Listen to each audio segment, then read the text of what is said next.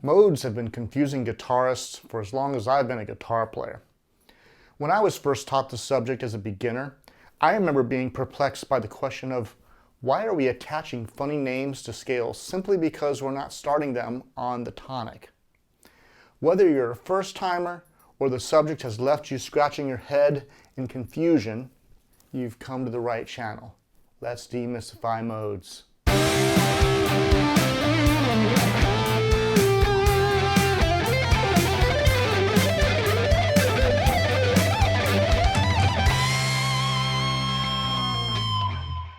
So modes are important to understand, but why are they confusing to so many guitarists?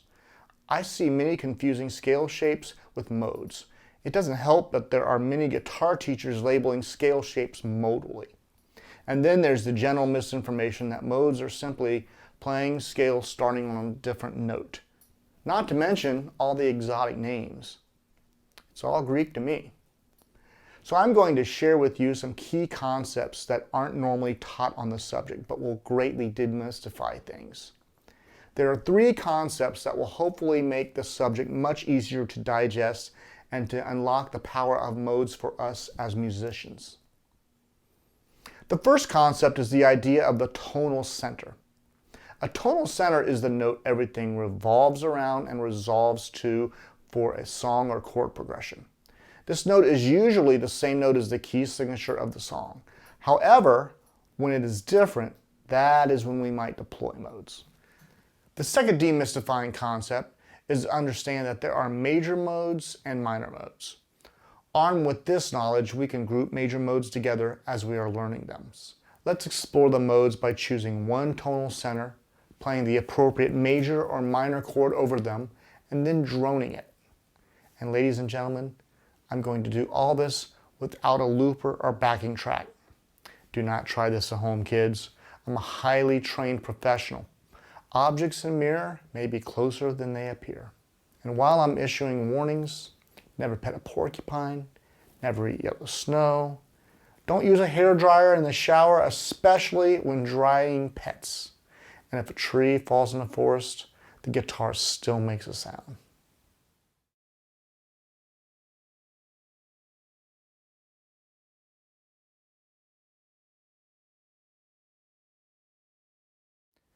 Finally, we're going to practice major modes together in a group, then tackle minor modes.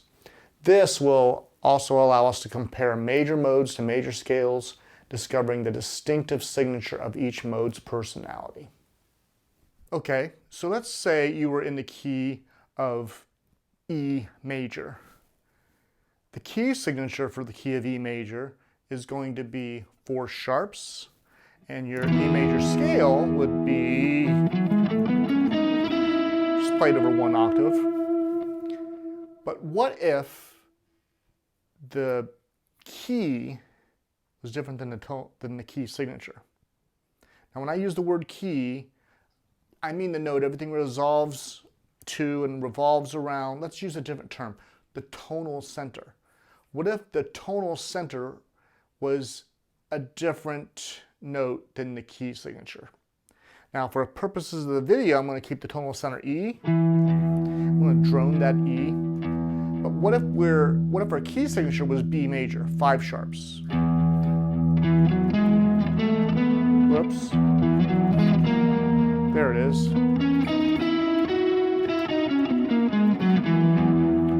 So the idea is that the key signature is 5 sharps, B major.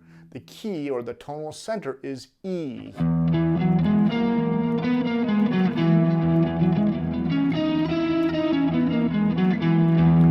So the idea is that when the tonal center is no longer 1, or you could say the key and the key signature aren't the same, that's when we deploy modes. Now, if this is making your head spin, if it's the first time you've thought about this before, well, you've already been doing it with the concept of relative minor. If you understand the concept of relative minor, if you're in the key of E major again, 4 sharps, you could be playing in the key of E major. But you could also be in the key of C sharp minor.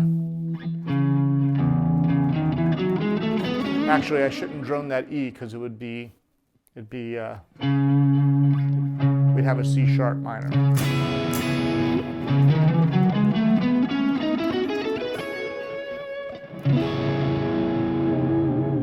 So still 4 sharps, but the tonal center is on the 6th note. And this is used so often, we just call it the concept of relative minor, but that's really the 6th mode of E major, which is called Aeolian modally, okay?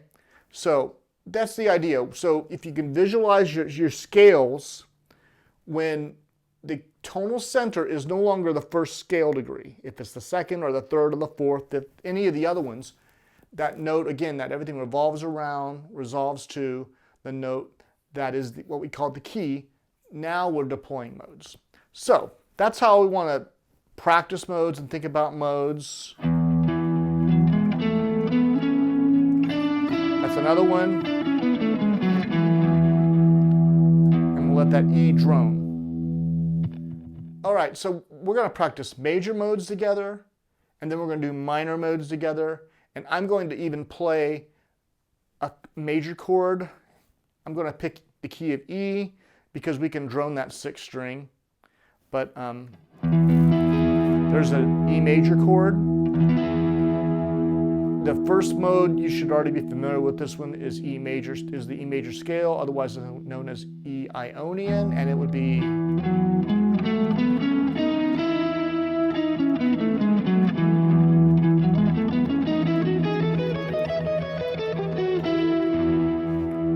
let's do the 2nd mode, major mode, which is going to be the same scale, E major, but the 4th note is going to be sharped. 1, 2, 3, 4, instead of, okay, we sharped it, we moved it up 1, okay?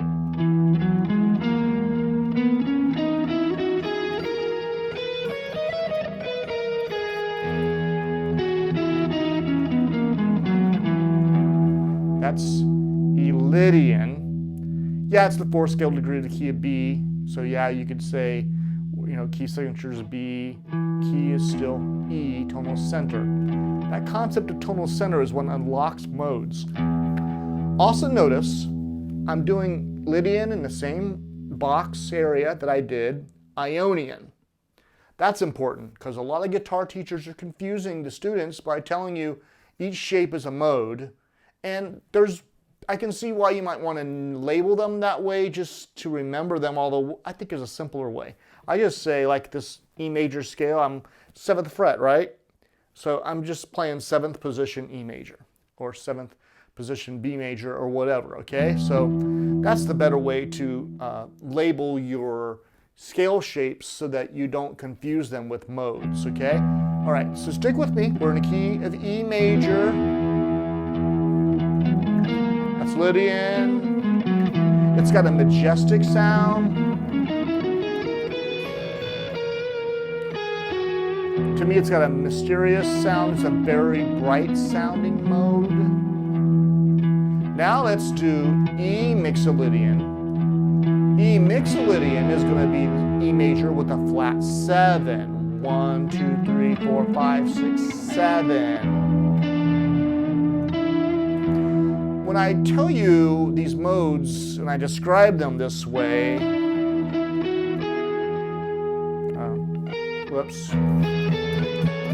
when I tell you these modes with these descriptions, like I say, E major with the flat 7, what that also does is it teaches you to emphasize the difference. Because if you don't emphasize that different note, that one note that deviates from the major, you're going to hear E major. If you're skipping around,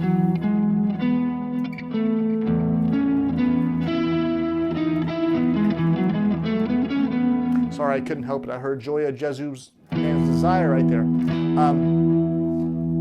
If you skip around and don't play that 7, you're not necessarily going to hear Mixolydian unless the chord progressions, or there's a riff, okay? Yeah, that's the major scale, major mode. Let's do the minors. So sticking to the key of E, I'm going to switch to an E minor chord so we can hear this better. The first one you should know, it's E Aeolian, otherwise known as the natural minor, E minor. So I won't spend a lot of time on that. E Dorian is going to be the same minor but with the sharp 6. 1, 1, 2, 3, 4, 5, 6.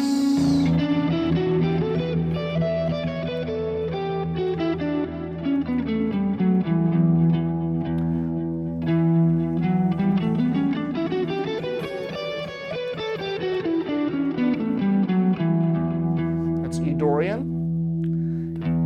Forget that it's a D major scale starting on E. It's true, but think of it as minor with a sharp 6. All right, then let's do Phrygian. E Phrygian is going to be minor with the flat 2. 1, 2.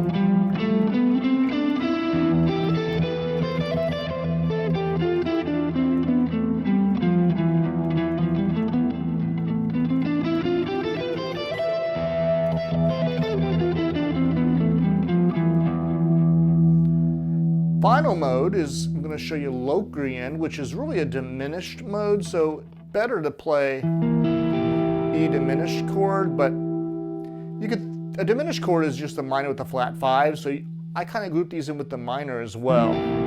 This is going to be a minor scale with a flat 2 and a flat 5.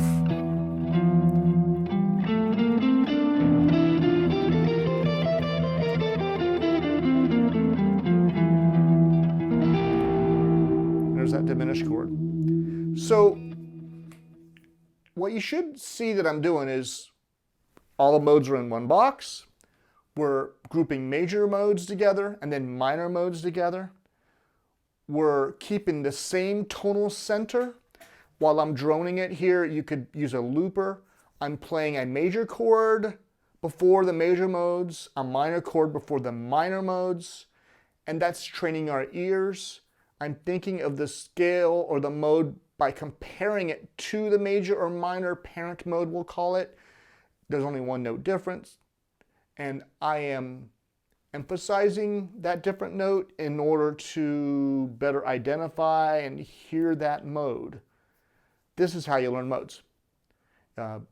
Later on, yeah, you can think of, E Lydian is B major starting on E. You can think of it that way. I still do that to visualize. That Locrian mode is hard for me to visualize if I just think of, it's an E minor with a flat 2, flat 5. So it helps me to picture F major when I play it because it's the 7th mode of F, or 7th scale degree of F major.